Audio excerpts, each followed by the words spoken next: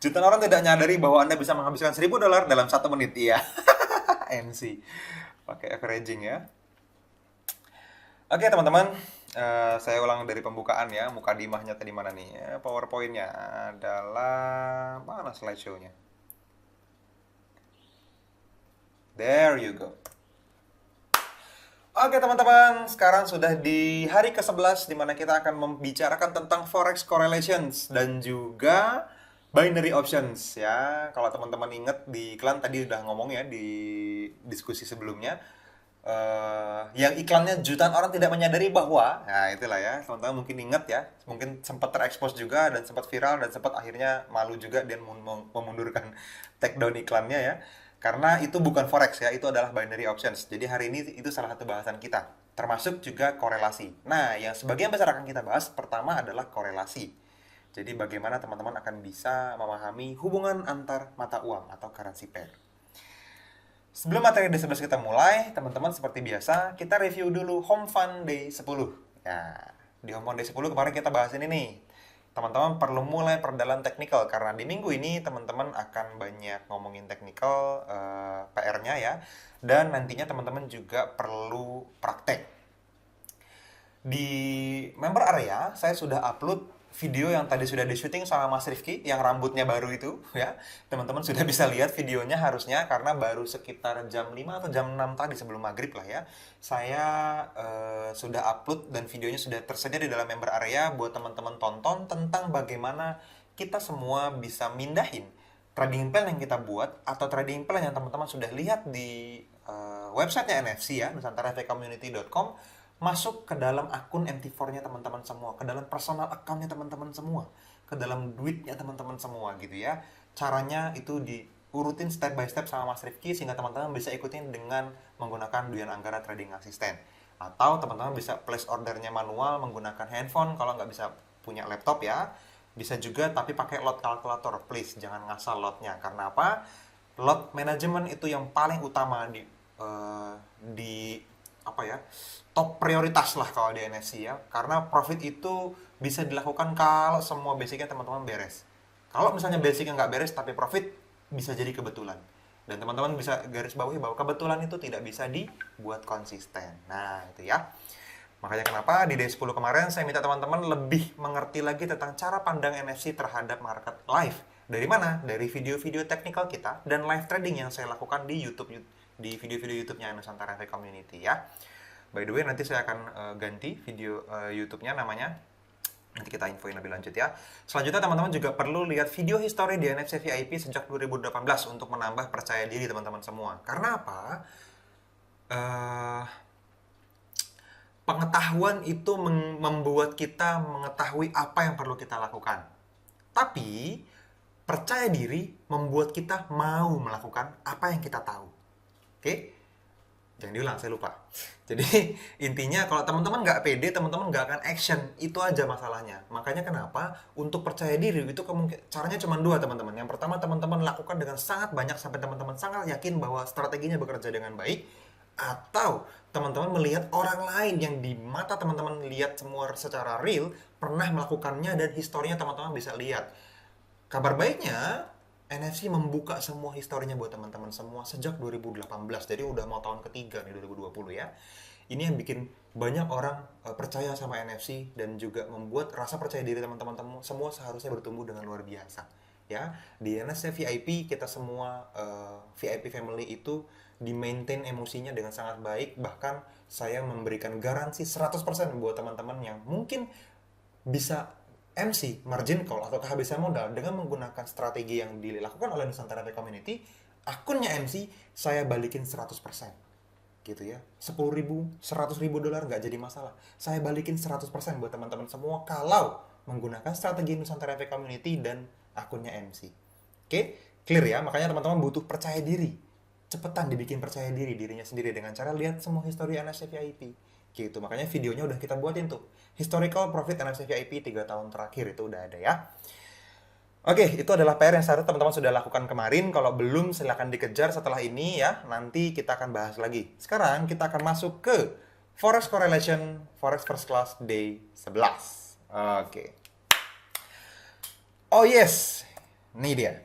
Korelasi di antara mata uang. Jadi korelasi itu hubungan antara dua currency pair ya, bukan dua mata uang yang berdiri sendiri, tapi currency pair. Dipasangin, tapi ada hubungannya sama pasangan yang lain. Di sini saya tulis beberapa pasangan mata uang memiliki korelasi yang kuat. Ada yang sangat kuat, ada yang tidak ada hubungannya sama sekali. Tujuannya buat apa kita paham? Supaya kita menghindarkan diri dari resiko menggandakan resiko atau resiko yang terlalu besar. Karena dealing with risk itu penting. Makanya nggak banyak mungkin komunitas atau leaders yang ngasih tahu, trainer yang ngasih tahu pentingnya money management sama pentingnya memanage resiko. NFC itu di atas segala-galanya. Baru setelah itu ngomongin profit. Gitu ya. Korelasi ini dapat dilihat secara ideal di time frame besar. Kalau teman-teman lihat di time frame besar akan sangat terlihat korelasinya. Kalau time frame kecil ya sangat fluktuatif ya, nggak terlalu akurat. Nah, trader itu bisa menghindari membuka dua posisi trading yang saling membatalkan. Artinya teman-teman bisa melihat nanti cara melihat korelasinya gimana, terus apa yang harus disikapi terhadap korelasi tersebut kalau terjadi di websitenya NFC. Nanti itu mungkin terjadi. Kemungkinannya saya jelasin lebih dalam. Yang selanjutnya, teman-teman dapat melakukan diversifikasi resiko. Artinya teman-teman bisa membagi resikonya sehingga teman-teman bisa terdistribusi. Kalau misalnya yang ini loss, yang minimal yang ininya profit lah gitu ya. Jangan loss semuanya kan gitu. Nah, itu materi pentingnya. Contoh, misalnya, nah ini dia. Ada dua pair. Yang pertama misalnya Euro USD, yang kedua misalnya USD CHF. Dua-duanya ada USD-nya. Nah, ini disebut korelasi. Tapi ini kebalikan korelasi, ya. Korelasinya kebalikannya. Jadi yang Euro USD itu USD-nya di belakang. USD CHF itu USD-nya di depan. Nah, kalau ada apa-apa dengan USD, ini dua-duanya masalah, gitu. Masalah atau tantangan yang harus kita hadapin dengan cara di-handle. Di bawahnya saya kasih lihat nih di chart, teman-teman bisa lihat ya. Yang Euro USD ini berbanding terbalik dengan USD CHF. Ya, jadi satu turun, satu naik. Satu bergerak naik, satunya yang turun sekarang. Di tengah-tengah, ketemu di tengah. Setelah itu satu bergerak turun, satu lagi bergerak naik. Selalu kebalikan, hampir setiap saat dia berkebalikan. Ada masa di mana mereka juga tidak identically sama, tapi mostly of the time mereka berkorelasi. Makanya ketika kita mau memunculkan sebuah trading plan antara Euro USD dan USD CHF, teman-teman perlu memaintain. Misalnya satu buy, satu sell, berarti itu searah. Yang satu buy Euro USD, berarti USD-nya di belakang. Yang satu sell USD CHF, itu searah. Gitu ya. Itu searah. Kalau Euro USD buy, USD CHF buy, itu tidak searah. Teman-teman boleh ambil dua-duanya dengan tanpa perlu memanage resiko. Tapi kalau satu buy, satu sell, karena USD-nya tempat yang terpisah, itu searah. Oke, itu maksudnya korelasi. Kalau misalnya searah, berarti teman-teman double resiko di USD-nya. Kalau teman-teman double resiko di USD-nya, teman-teman perlu ukur toleransi resiko teman-teman berapa. Ya, nanti kita bahas. Saya kasih contoh lebih jelas lagi. Di dalam USD ada 4 USD quote currency pairs. Ya, ada 4 pasangan mata uang yang menggunakan USD sebagai quote currency atau di belakang pair yang memiliki korelasi yang sama. Saya sebutnya positive correlation atau korelasi positif. Euro USD, GBP USD, AUD USD, NZD USD. Nah, teman-teman bisa lihat nih behavior chartnya. Ini empat-empatnya digabungin, ditumpuk jadi satu. Ini semua rata-rata nih dari pertama dari atas, terus turun ke bawah, terus dia sama-sama naik ke atas, terus di akhir dia turun ke bawah bareng-bareng. Nah, kenapa? Karena USD mata uang paling kuat di dunia, selain GBP dan Euro ya. Kalau misalnya teman-teman ini semuanya nge-sell, maka ada 4 korelasi yang sama dengan arah yang sama, sama-sama di sell, harus hati-hati gitu. Oke, contoh lagi yang selanjutnya. Ada yang namanya JPY quote currency pairs. Ada 4 mata uang yang menggunakan JPY atau Japanese Yen atau JPY gitu ya sebagai quote currency. Sama-sama positif juga korelasinya ya, positive correlation. Euro JPY, GBP JPY, AUD JPY sama NZD JPY. Nah, kalau teman-teman lihat ditempel ditumpuk chartnya sama nih. Dari bawah dia naik ke atas, terus balik ke tengah, terus naik lagi ke atas. Ini searah gitu. Ini chart weekly. Ini terlihat karena chartnya weekly, lebih mudah dilihat ya. Gitu. Oke, saya percepat. Itu tadi korelasi. Nah, sekarang hubungannya forex dengan komoditas. Nah, ini mungkin tambahan pengetahuan yang jarang akan kita pakai, tapi buat memperkaya teman-teman aja ya. Global komoditas seperti oil, gold, silver, steel, dan lain-lain itu memainkan arus kapital global yang juga berpengaruh sama trading forex sebetulnya. Perubahan dari supply dan demand dari komoditas mempengaruhi mata uang. Yes. Kenapa? Karena pembelian komoditas bukan hanya menunjukkan kekuatan dan pertumbuhan ekonomi, tapi juga mengarahkan ke pergerakan harga. Oke, jadi banyak negara yang mencadangkan emasnya, otomatis forex-nya, pertukaran mata uangnya juga akan terpengaruh. Nih, contoh ya, salah satu komoditas yang paling utama adalah gold. Gold itu banyak orang bilang itu adalah tempat untuk mengamankan devisa sebuah negara. Atau kita mengamankan diri dari sisi aset di tengah-tengah keadaan ekonomi yang tidak pasti, beli aja emas gitu kan. Dari tahun ke tahun pasti naik harganya. Untuk long term investor ya, bukan buat traders. Nah, karena fluktuasi dan ketidakpastian ekonomi eh, dan kurangnya kepercayaan orang akan mata uang, mereka juga hold gold jangka panjang itu. Nah, ketika orang hold gold jangka panjang, efek yang pasti terjadi ketika harga gold naik, biasanya nilai mata uangnya turun. Atau itu menunjukkan kurangnya kepercayaan masyarakat terhadap mata uang. Contoh, Australia dan New Zealand itu merupakan negara pengekspor gold, mereka negara penghasil gold. Nah, mata uangnya mereka ya, AUD, kalau New Zealand ini NZD ya, New Zealand dollar, AUD ini Australian dollar, itu mereka meningkat seiring dengan bertambahnya demand gold, teman-teman. Saya kasih contoh. Nih, AUD USD terhadap gold. Lihat, harga gold naik, AUD naik. Harga gold turun, AUD turun. Korelasinya positif. Berbanding terbalik dengan US dollar. Nah, kalau US dollar, harga goldnya naik, dolarnya turun. Karena negara-negara US dollar bukan negara-negara terbesar penghasil emas. Makanya ketika orang kurang kepercayaan diri terhadap dolar, dia beli emas. Kalau dia jual emas biasanya ditukar dengan US dollar. Makanya selalu negatif, disebutnya negative correlations. Gitu ya. Alright, yang selanjutnya oil. Nah, ini sempat ramai, jadi makanya pengen saya bahas juga. Kemarin kan sempat drop banget harga oil ya, dan masih berantakan sampai sekarang. Ini juga berpengaruh sama long term investor, traders. Jadi trader-trader yang long term investor hari ini disarankan tidak trading dulu sama semua senior-senior ya. Kita masih bisa selamat, tapi kalau time frame-nya kita turunin ya ke H1, M30, M15. H4 saya udah jarang charting hari ini. Kalau daily weekly apalagi saya coret sementara. Supaya apa? Supaya kita aman dari take profit yang terlalu panjang. Gitu ya. Makanya teman-teman lihat mungkin kalau yang profit hari ini rame-rame itu biasanya transaksi di plan M15 time frame-nya ya. Kalau ngelihat auto climate M15 yang ngelihatnya di daily. Oke. Ini bisa dibaca ya, saya nggak usah baca semua. Intinya sama-sama gold yang tadi lah. Strong demand untuk oil berarti strong demand untuk Canadian dollar. Karena Kanada produsen crude oil yang cukup besar. CAD. Nih contohnya. AUD USD dan USD CAD. Nah, karena ini CAD-nya di belakang, jadi korelasinya negatif. Kalau AUD USD korelasinya positif terhadap oil. Ya, CAD-nya kalau di depan dia sama oil karena dia penghasil crude oil besar. Tapi kalau misalnya USD CAD kan CAD-nya di belakang, berarti dia punya negative correlation. Oke? Nah, handlingnya gimana? Nah, ini dia kesimpulannya. Jadi cara handlingnya, beberapa trading plan mungkin memiliki korelasi. Nah, itu perlu teman-teman perhatikan juga. Oke? Makin ngebul dah tuh ya palanya ya. Kemarin aja belum kelar, Mas. Ini kemarin kita ngomongin gimana currency pair. Sekarang currency-nya pakai gabungan lagi. Jadi ada dua pasang gabung dia. Jadi apa ya? Ya itulah pokoknya ya. Hindari risiko yang terlalu besar jika transaksi pair yang berkorelasi. Maksimum risiko total dari running transaction pair adalah yang searah korelasinya adalah 6%. Ini adalah rule baku di dalam trading roomnya Nusantara Efek Community, dan saya harap teman-teman juga bisa mengadopsinya di gaya trading teman-teman semua. Yang dimaksud 6% gimana? Misalnya ada buy nih, transaksi buy di GBP USD, GBP JPY, dan GBP NZD. Ini tiga-tiganya GBP-nya di depan dan sama-sama buy.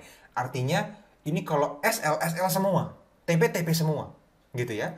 Nah, apa yang harus kita lakukan? Teman-teman harus mentotal resikonya maksimal 6% dari ketiganya. Kalau pair yang lain bareng nggak apa-apa. Misalnya kita punya running 5 transaksi. Yang tiganya yang ini, terus yang satu misalnya USD JPY, yang satu Euro USD misalnya. Yang UJ sama EU ini nggak ngaruh, teman-teman. Tapi yang GBP USD, GBP JPY, dan GBP NZD ini mereka bertiga berkorelasi. Artinya teman-teman perlu ukur. Kalau misalnya teman-teman punya risk per trade-nya 2%, ini udah batas aman terakhir. Ini udah 6%. Kalau misalnya nanti ada plan lagi buy lagi, tapi misalnya di GBP AUD misalnya gitu ya, selain yang tiga ini, berarti teman-teman perlu cancel GBP AUD-nya. Kalau misalnya hampir kepanggil transaksinya, pasang aja pending ordernya nggak apa-apa. Karena bisa jadi saat pending ordernya masih dipasang, salah satu dari tiga pair ini sudah TP. Tapi kalau empat-empatnya kepanggil, teman-teman perlu cut salah satu kalau risk per trade-nya 2%. Tapi kalau misalnya risk per trade-nya 3% per transaksi, maka teman-teman jadi 9% kalau semuanya SL. Nah, itu nggak sehat, teman-teman. Maksimal 6% ya, sekali lagi. Makanya teman-teman harus kurangin salah satu transaksinya. Di-cut aja walaupun dalam kondisi profit atau loss. Belum TP, belum SL, cut aja. Karena 3% kali 3 transaksi sudah 9% per transaksi artinya. Sangat besar risikonya. Ya. Yang terakhir, jika running transaction tanpa korelasi, walaupun banyak, lebih dari 3 tetap aman. Mas, terus gimana kalau misalnya pending ordernya banyak? Ada GBP, USD, GBP, GBP, GBP, GBP ada banyak gitu ya. Terus USD, USD, USD ada banyak. JPY, JPY, JPY ada banyak. Itu kan pair-pair utama ya.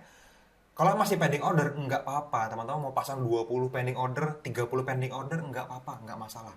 Karena kita trading supply and demand. Unfilled order, institusi, itu bukan tidak akan pernah, sangat jarang terjadi di mana korelasinya kepanggil barengan. Biasanya beda-beda waktunya. Makanya pasang aja nggak apa-apa. Yang perlu teman-teman aware adalah setiap hari minimal cek satu kali tradingannya ya. Jangan sampai libur 24 jam. Buka sebelum tidur atau bangun tidur pagi. Dicek apakah tradingnya yang running lebih dari 6% total kalau misalnya ada korelasinya. Gitu. Ya. Oke. Itu tentang korelasi. Nah, ya sekarang kita ngomongin tentang forex versus binary options. Ini yang ngomongin tentang jutaan orang tidak menyadari bahwa ternyata gitu ya. Saya jelasin sedikit ya. Bedanya adalah gini teman-teman. Kita trading forex, bukan binary options. Walaupun ada chart forex di dalam options ya. Hati-hati. Prinsipnya beda. Forex itu merupakan non-centralized market yang bisa menggunakan sejumlah yang sedikit untuk trading menggunakan lot disebutnya. Di forex ada dua cara melakukan trading, buy atau sell instant, buy no sell no, which is tidak pernah saya sarankan ya, kecuali strategi tertentu yang memang belum pernah diajarkan juga sama NFC, atau menggunakan pending order. Nah, ini yang selama ini kita sarankan buat teman-teman semua. Menggunakan pending order, buy limit atau sell limit. NFC tidak pernah mengajarkan buy stop atau sell stop. Ya, selalu buy limit atau sell limit pending ordernya. Kita mau cari koreksi harga, pantulan, bukan penerusan. Karena trennya mungkin berbalik. Yang selanjutnya, jumlah profit atau loss bisa diukur jika menggunakan stop loss, safety target, dan final target. Safety target adalah TP1, final target bisa TP2, TP3, TP5, dan seterusnya. Bebas. Final target itu adalah target kedua yang cukup jauh yang teman-teman nyaman. Kalau pengen ngejar itu asik rasanya ya. Safety target buat ngamanin posisi dulu. Gitu. Nah, bedanya sama binary options, nih. Di binary options, besarnya ukuran trading ditentukan oleh nilai kapital per transaksi dalam satuan dolar. Jadi bukan lot. Teman-teman disuruh meresikokan langsung berapa jumlah dolar yang mau diresikokan. Yang selanjutnya, order di binary options secara umum melibatkan call atau put, itu kalau options ya.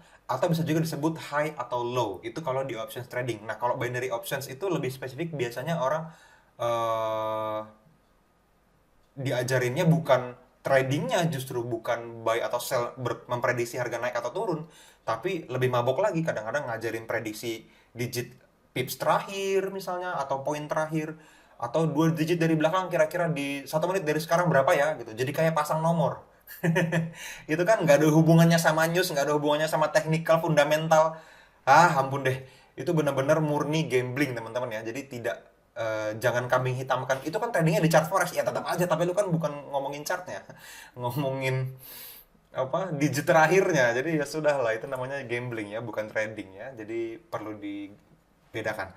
Yang selanjutnya, besar profit atau loss sudah bisa dipastikan sebelum transaksi. Kalau forex tidak, kita bisa cut loss. Tapi kalau binary options, teman-teman ini mostly of the time diajarkan di time frame rendah biasanya ya. Jadi biasanya profit atau loss ditungguin sampai selesai. Dan waktu transaksinya cenderung singkat biasanya. Bukan candle weekly, daily, H1 lagi, bukan teman-teman. Tapi tick. Jadi setiap detik cara gerak. Cut, cut, gitu ya. Cut. Nah, yang perlu teman-teman tahu adalah tidak ada teknik trading apapun yang bisa menganalisa harga dalam 1 menit ke depan akan lebih tinggi atau lebih rendah dari harga tempat entry teman-teman hari ini atau sekarang gitu ya, karena pasti buy now atau sell now. Jadi kalau teman-teman punya keisengan yang luar biasa, gatel, mungkin duitnya kebanyakan, bolehlah dibakar di binary options. Tapi Binary options itu cenderung bandar, teman-teman. Saya belum pernah ketemu yang dilempar market. Jadi prinsipnya sama. Kalau Anda profit, brokernya yang bayar. Kalau Anda loss, brokernya yang untung. Kalau Anda profit terus-terusan, kurang ajar. Dicari cara buat curang. Gitu aja ya. Simple. Makanya kenapa kita tidak sarankan teman-teman trading binary option. Oke? Itu bedanya ya. Nanti kita bisa diskusi lagi di grup dan juga di tanya jawab di akhir ya. Alright, itu adalah materi day 11. Jadi teman-teman perlu pahami korelasi dan ngomongin binary options juga tadi ya. Nah, yang perlu teman-teman lakukan adalah dua home fund-nya untuk day 11 ini. Yang pertama, teman-teman selalu perhatikan trading plan jika ada korelasinya. Yang di-manage adalah total risikonya ya. Jadi bukan jumlah pending ordernya. Pending ordernya boleh banyak, tapi saat transaksinya lagi running, diukur. Kalau lagi korelasi pairnya, ini perlu ditandain. Kalau misalnya sudah lebih dari 6% totalnya yang searah, maka teman-teman perlu kurangin sampai maksimal 6%. Itu adalah psikologi yang rule-nya apa ya, yang spesifik lah buat teman-teman semua. Yang selanjutnya, untuk lebih memahami tentang binary options, mungkin sebagian besar dari teman-teman sudah tonton videonya Mas Duyan Anggara yang berjudul Forex versus Binary Option. Nah, ini silakan teman-teman buka lagi kalau teman-teman sudah nonton ya, supaya teman-teman kembali relate sama apa yang saya sampaikan, dan kita boleh diskusi di grup nanti ya. Oh ya, kalau teman-teman bertanya dan mengekspektasi saya menjawab, teman-teman mention saya gitu ya, @Fadli misalnya gitu, @Rifki misalnya, atau @Diana, atau siapa aja senior trader atau teman-teman admin yang mungkin bisa membantu menjawab teman-teman semua supaya jawabannya lebih cepat teman-teman dapatkan. Kalau bertanya terus ketutup 200 chat, saya scrollnya itu nggak terlalu pelan, kadang-kadang ngebut juga. Set, set, set, saya lihat kalau ada yang tanda tanya baru saya berhenti gitu. Tapi kalau diskusi umum saya mostly tidak komen, kecuali saya sangat luang, saya ikutan bercanda di grup ya. Tapi memang buat teman-teman silakan di-mention ya di grup WhatsApp, karena grup WhatsApp itu adalah grup mentoringnya teman-teman semua ya. Oke, ini adalah pair buat D11 dan thank you. Yes, ini dia. Oke, kita sudah selesai. Sekarang kita mulai eh, sesi tanya jawab. Kalau nanya WA Japri boleh Mas Fadli, ya kalau pertanyaannya cukup ganteng dan berkualitas boleh. Yang kira-kira bikin malu kalau nanya di grup boleh ya. Oke, saya turun ke bawah dulu. Berita duka teman kantor meninggal. Oh, oke, oke, oke, oke. Saudara kita ada yang teman kantornya meninggal. Turut berduka cita dan nggak apa-apa. Nanti ditonton aja rekamannya ya. Alright. Yang penting teman-teman stay safe ya semuanya. Karena kalau harus keluar rumah dan bertemu orang lain, pakai masker. Dan bawa hand sanitizer kemana-mana teman-teman. Itu habis megang apapun, sebelum megang muka harus pegang hand sanitizer dan semprot ya. Jadi hand sanitizer sebaiknya ada di handy bag teman-teman semua. Oke, turut berduka cita ya Mbak Dwi. Semoga diberi kekuatan dan menghiburan. Oke, iya mantap. Binary option ada bandarnya, bahkan ada buzzernya juga di YouTube. Ada banyak, bukan hanya ada, tapi sangat banyak. Makanya ajaib-ajaib ya. Jadi harus hati-hati teman-teman ya. Saya nggak mau lagi, saya berkali-kali dilanda perasaan kesel tapi sedih kalau ada family NSC yang curhat duitnya habis di binary options gitu ya. Selain MC ya, MC juga lah udah jadi family NSC kok masih MC, itu kebangetan menurut saya. Berarti nggak jalanin apa yang selama ini kita ajarkan. Padahal udah VIP lagi misalnya, itu lebih sedih lagi saya. Setelah ditanya pakai strategi NSC, bukan mas, ternyata diajarin sama master-master yang tidak sehat ngajarinnya. Jadi ya apa boleh bulat, wah gitu ya. Mas menentukan besar jarak final target antara TP1 ke 2 atau 2 ke 3 itu bagaimana ya? Takut setupnya kependekan atau malah kejauhan antara 2 TP itu. Menggunakan Fibonacci mas, itu sudah pasti presisi ya. Jadi Fibonacci-nya itu udah pernah kita pelajarin, silahkan di replay video-videonya. Dan teman-teman, saran saya teman-teman tonton nggak apa-apa, ini memang luar biasa ya. Ada teman-teman yang tidak hadir, terus saya tahu, dan akhirnya nontonnya nggak selesai juga rekamannya. Ini sayang, saya tahu untuk nonton video 40 menit lebih dari 15 hari berturut-turut misalnya teman-teman harus ngulang, itu butuh tenaga semangat yang luar biasa. Memang bukan orang sih, nggak wajar gitu ya. Cuman ya tadi, kalau teman-teman mau melakukannya, mereview, menonton ulang, teman-teman mostly jawabannya itu ada di video-video yang sudah pernah kita bahas sebelumnya ya, dari sisi live kita setiap malam. Karena ya memang kita perlu melakukan lebih banyak dari orang lain belajarnya. Baru kita bisa dapetin sesuatu yang lebih besar dan lebih baik daripada orang rata-rata kan gitu. Itu yang saya pengen teman-teman maksimalkan ya. Oke, jadi ini balik ya tadi setupnya dilakukan dengan Fibonacci retracement di TradingView dan langsung dicek saja 0, 1, 2, 3, 4 ya untuk SL, OP dan TP1, 2, 3 supaya teman-teman bisa pas banget angkanya. Tinggal dimasukin habis itu harga OP-nya di harga berapa, SL-nya di harga berapa, otomatis langsung kepasang TP1, 2 dan 3-nya. Tinggal dipindahin deh ke MT4 kalau udah jadi kan gitu ya.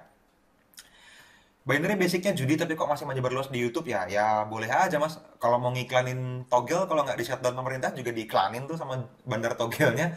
Jadi belum ada rule yang regulator yang menghukum itu sih. Makanya ya masih menyebar luas ya. Nggak bisa dikontrol juga. Kita ajalah dulu minimal kontrol diri ya. Gitu ya. Kalau total risiko 6% berapa open posisi mas? Nah, tergantung. Kalau tadi saya udah jelasin. Kalau 2% risiko per transaksi maksimal 3 berarti. Yang berkorelasi ya. Boleh 5 tapi 3 yang maksimal berkorelasi. Yang tidak ada hubungannya bisa. Tapi kalau misalnya 3% per transaksi ya maksimal 2. Kalau 1% per transaksi ya boleh 6, which is jarang kejadian. Saya belum pernah 6 yang berkorelasi kepanggil semua. Jadi 1% sangat aman. 2% itu ambang batas wajar. 3% agak kegedean. Tapi kalau teman-teman memang tipe-tipe pengambil resiko, ya nggak apa-apa, boleh-boleh aja. Tapi ya tadi, dijaga. Dijaga banget akunnya, disayangin akunnya bener-bener supaya maksimal 6%-nya terjaga. Buka sehari sekali minimal. Mas FG, ini siapa sih yang pertama kali bilang Mas FG ya? Mas FG ini Fadli Ganteng disingkat FG. Nanti saya ganti channel YouTube-nya lah jadi Nusantara Efek Community atau NFC TV bersama FG nanti gitu ya. Mau tanya time frame M15 auto climate pakai time frame berapa Mas? Time frame daily ya. Kalau untuk Mas Fadli sendiri mutak pakai maksimal 6% per hari ya untuk trade yang searah ya Mas? Yes, betul. 6% untuk trade yang searah. Total resikonya ya, bukan per transaksinya 6% kegedean. Total resikonya. Time frame H1 auto climate daily. ATR-nya di TF berapa Mas? Kalau H1 ya nggak pakai ATR. H1 ya pakai TPSL aja biasa, tambahin 5 atau tambahin 7 jaraknya ya. EMA 200-nya di H1. Oke, jadi EMA 200-nya di H1, auto climate-nya itu kalau H1 di daily ya. Kalau M15 di H4. Tapi kalau misalnya EMA 200 tetap di H1 gitu ya. Dan plan H1 tidak pakai ATR.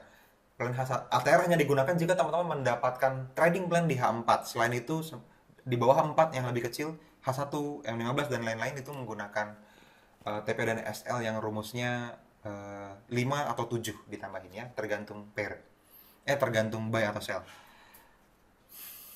Oke, Mbak Tiara bantu jawab nih ya. Mas tadi trading gold? Yes, saya trading gold. Apakah memang jarak pipsnya selebar itu Mas? Atau yang tergantung broker lagi? Gold memang cenderung lebar teman-teman. Gold memang cenderung lebar. Cuma kalau tidak di hot forex memang lebarnya kurang ajar. Karena gold memang cenderung lebar ya. Jadi kita tetap pakai daily ATR untuk H4 dan memang tanpa daily ATR pun misalnya di H1 kadang-kadang juga lebar banget areanya karena tadi fluktuasi gold terlalu besar. Tidak bisa untuk modal kecil. Kecilnya ini ya, yang saya maksud di bawah 1.000 dolar lah. Kalau lebih dari 1.000 dolar modalnya masih oke lah trading gold, tapi itu pun lotnya 0,01. Kalau sampai 10.000 baru teman-teman boleh ngomongin money management. Itu kalau trading gold ya. Jadi memang lebar. Mas Feli bisa tidak nanti videonya dijadikan satu setelah 15 hari webinar? Maksudnya dijadiin satu gimana mas? Apa 15 jam jadi satu gitu? Saya rasa nggak perlu jadiin satu, semuanya sudah ada di playlistnya teman-teman semua di member area ya, di day 1, 2, 3, 4, 5, 6, 7, 8, 9, 10, dan seterusnya, itu ada, dan teman-teman bisa tonton ulang semuanya kok, teman-teman punya satu member area yang tidak akan saya hilangkan, gitu ya, jadi boleh dibahas itu semua. Oke teman-teman, apa sudah kelihatan?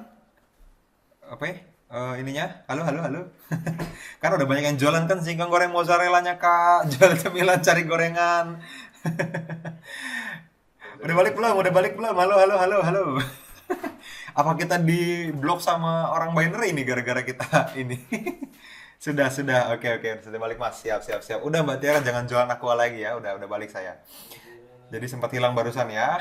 Di menit-menit terakhir lagi pertanyaan tinggal dikit lagi. Pakai hilang.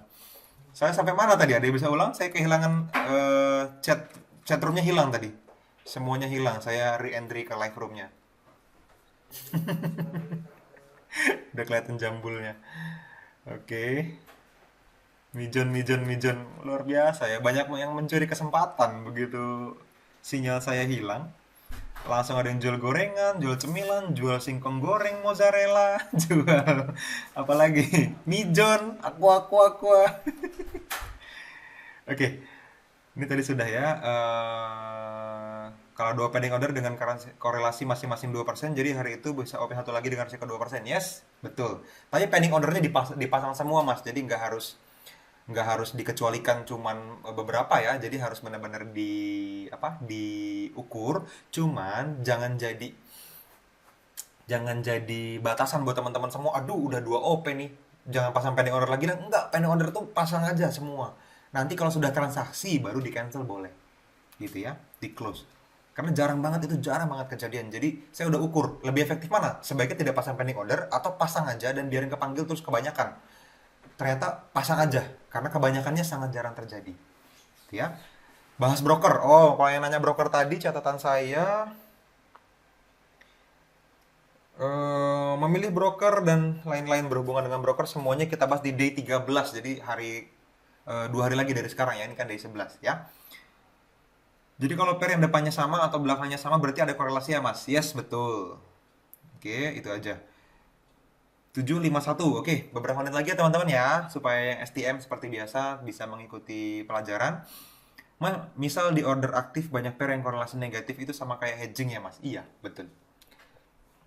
Jadi kalau korelasinya negatif dia jadi kayak hedging. Yes, betul. Kalau itu aman. Satu buy, satu sell aman. Atau dua-duanya buy, tapi satu USD di belakang, satu USD di depan misalnya. Aman juga, nggak apa-apa. Itu sih mau dipasang banyak juga boleh pending ordernya, nggak jadi masalah.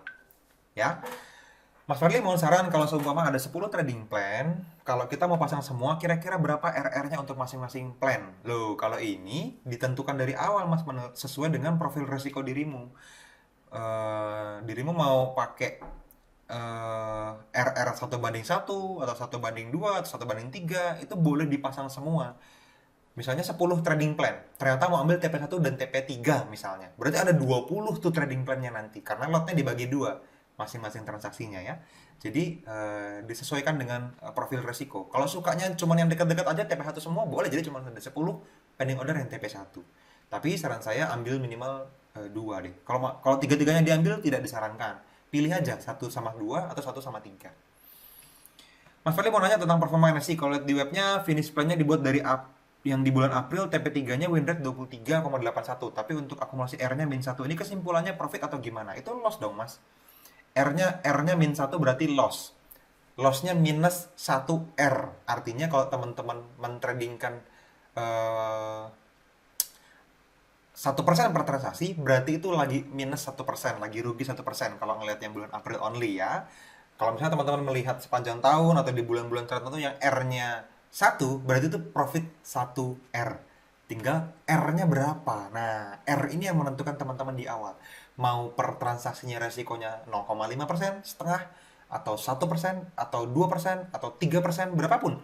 Tapi dibukukan di NSI dalam bentuk R. Karena setiap orang punya R yang berbeda-beda. Sesuai dengan gayanya dia. Kalau agresif, R-nya 2 misalnya resikonya. Per transaksinya 2%. Atau 1% misalnya kalau yang menengah gitu ya. Jadi R-nya adalah jumlah akumulasi. Nah, kalau TP3 dari sekian banyak transaksi, itu ada yang profit, ada yang loss, ada yang profit, ada yang loss. Diakumulasi total semua TP3-nya, hasilnya masih minus 1 untuk bulan April ini. Jadi, itu yang terjadi. Oke? Kan saya udah pernah ceritain, TP3 itu butuh 25% win rate untuk 0. Ya, jadi butuh cuman 1/4 yang bener arahnya. Sisanya salah boleh. Itu balik modal. Tapi lebih dari 25% teman-teman profit. Nah, ini 23,81 makanya minus 1. Masuk akal. Lanjut ya. Disarankan ambil 2 target TP ya, Mas. Pembagian lotnya 70-30 untuk pemula, yes. Untuk yang sudah advance, teman-teman seharusnya sudah punya profil resiko sendiri. Minimal ambil 50 transaksi atau 100 transaksi sudah bisa ukur tuh. Saya nyamannya ambil TP berapa ya yang lotnya digedein. Tapi buat teman-teman yang belum pernah punya pencatatan pribadi, histori transaksi pribadi, ini yang saya sarankan, 70-30. 70-nya di TP1, ya. 70% di TP1 lotnya, 30%-nya di TP2 atau TP3. Pilih salah satu. Contoh, misalnya Euro USD, teman-teman menghitung lotnya itu untuk transaksi butuh 0,06 misalnya. Dibagi, berarti 0,04 di TP1, 0,02 di TP2 misalnya, atau di TP3 0,02-nya lotnya. Kurang lebih begitu, plus minusnya. Ya. Pertanyaan terakhir ya, ini signal adherensi apakah sudah mempertimbangkan pairs yang berkorelasi? Tidak. Jadi signalnya akan terus dirilis dan orang-orang yang punya korelasi yang dipertimbangkan itu biasanya hanya diperingatkan teman-teman entry-nya setengah dari resiko ya, gitu aja kok. Kalau di VIP itu biasanya dibahas. Ini ada korelasinya, silakan di input setengah resikonya karena sebabnya ini gitu. Makanya teman-teman yang VIP bisa diskusi sama teman-teman kita, sama semua mentor gitu ya untuk trading plan spesifik tertentu berdasarkan market yang sedang terjadi live, tradingan live-nya gitu ya. Tapi untuk website, teman-teman cuma melihat hasilnya saja dan tidak disaring. Artinya, teman-teman perlu ukur sendiri. Ada orang yang memang tradingnya korelasi, jadi nggak bisa kita hilangkan juga gitu. Makanya tetap harus dikirimin semuanya ke website. Setelah itu teman-teman akan bisa melihat efektivitasnya nanti di history yang teman-teman catat. Kurang lebih gitu ya. Oke, teman-teman. 756, thank you sudah hadir di pertemuan ke-11 ini dan saya harap teman-teman tetap semangat. Tolong ingatkan teman-teman di grup juga untuk semangat karena ini tadi peaknya cuma sampai 90-an saya rasa. Sementara kita punya lebih dari 100 member, artinya ada beberapa teman kita yang berhalangan hadir mungkin, tapi saya harap alasannya bukan karena udah nggak semangat lagi ya. Tetap semangat trading supaya akhir minggu ini teman-teman lulus dari FFC dan kita bisa do something bigger di Indonesia. Kita bisa memberi efek lebih besar buat Indonesia, kita bisa memberi efek Nusantara teredukasi yang lebih gede lagi dan saya butuh perpanjangan tangan teman-teman semua untuk memviralkan kebaikan ini gitu ya. Oke, thank you teman-teman, terima kasih banyak, sampai ketemu di sesi berikutnya di Forex First Class. Dadah.